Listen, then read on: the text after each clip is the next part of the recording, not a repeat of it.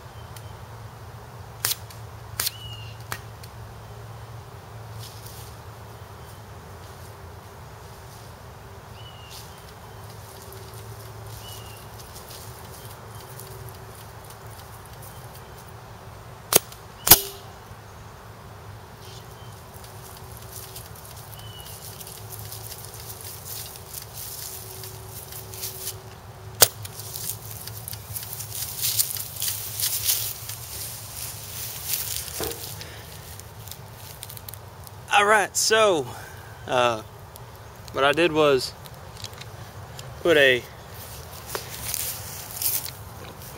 mock suppressor, which actually does suppress on this thing. It's a Hurricane 3, I guess, universal. It's got 3 little adapters on it. This little cup right here. It'll allow you to adapt to quarter inch.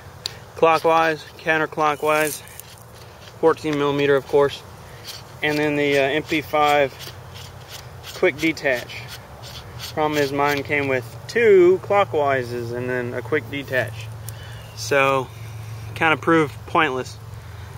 So I glued it, just glued it into the barrel cap.